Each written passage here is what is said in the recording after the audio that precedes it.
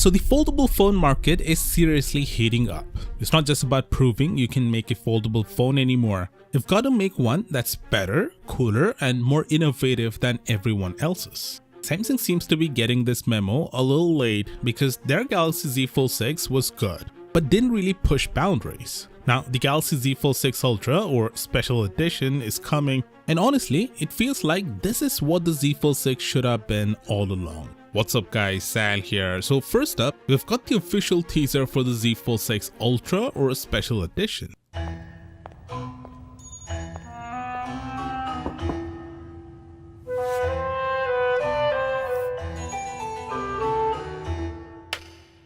Samsung just dropped it, confirming the big reveal will happen on October 21st, just 4 days away. Now the teaser shows a mysterious phone tucked inside an envelope. But here's the thing, I'm not sure if this is the Z Fold 6 Ultra or just the regular Fold 6. Either way, we won't have to wait much longer to find out. Now let's get real.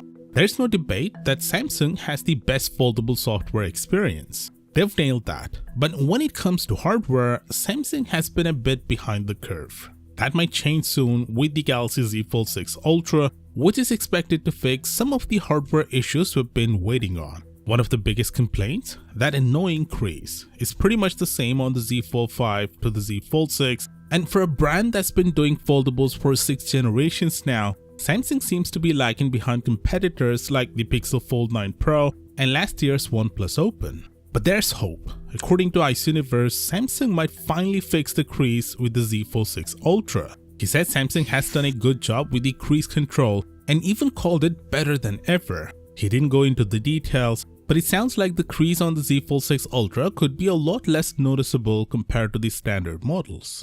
Backing that up, display tech expert Ross Young added that this improvement could be because Samsung is switching to ultra foldable glass technology. Now, what's the deal with ultra foldable glass versus the regular ultra thin glass they've been using all this time? Well, ultra foldable glass is thinner near the fold and thicker anywhere else. This should make it more scratch resistant, improve the touch experience, and of course make that crease way less visible. Now here's an update. Universe just dropped an interesting image that shows both the crease and the under display camera on the Z Fold 6 Ultra. I'm not entirely sure what he's trying to say here, but it kinda looks like Samsung had to make a choice. Improve one feature at the expense of the other. Could this mean that they prioritize better image quality for the under display camera while leaving the crease situation unchanged from the Fold 6? That seems to be the vibe I'm getting, but I could be wrong. If that's the case, it's a pretty disappointing move for Samsung. I mean, let's be honest, the under display camera has been lackluster from the start. The quality is so bad that it's practically useless for anything other than the most basic video calls. So why not ditch it entirely and go for a simple punch hole camera in the corner? Not only would that instantly improve the quality of the photos and videos, but it would probably free up some resources to help fix the crease problem, which has been bugging people for generations now.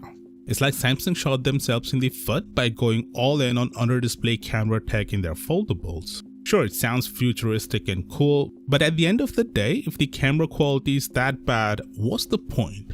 Here's hoping that Samsung reevaluates this choice moving forward because the trade-off just doesn't seem worth it. Anyway, the leak also suggests that the Z Fold 6 Special Edition will have some cool design and build upgrades. But before I dive into that, check out these leaked pictures of the Z Fold 6 Ultra. Here's a shot of the rear-facing camera setup.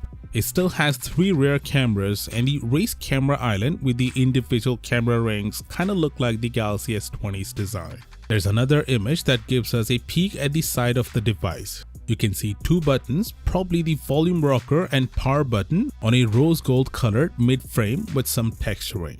The mid-frame looks thin and flat, and the corners are tightly curved, giving it a sleek look overall. So what else do we know about this phone? The biggest difference is the width. It's as wide as the S24 Ultra with bigger screens both inside and out. It's like having 2 S24 Ultras connected by a hinge. The cameras are also taken straight from the S24 Ultra, including that 200 megapixel main sensor. The under display camera has gotten an upgrade too. We're still waiting to hear if it will feature a periscope zoom camera or if the third lens will be just a regular 3x zoom lens. It will also come with a bigger battery, though we don't know the exact size yet. And yes, it's gonna be significantly thinner than the Z Fold 6, which is awesome. Oh, and it will still support the S Pen, but there is no slot to store it inside the phone, so that's a bummer if you're into that. Now, the not so great news. It's only launching in China and South Korea for now. I mean, I don't get it. Samsung put all this engineering effort into a bigger screen, thinner hinge version of their flagship foldable, and they're not gonna release it globally? Doesn't make sense, but fingers crossed we'll see it hit other markets in the coming months. Now, if you want to hear more about the latest updates on the Galaxy S25 Ultra and Samsung's shocking apology, just click right here and I'll see you there.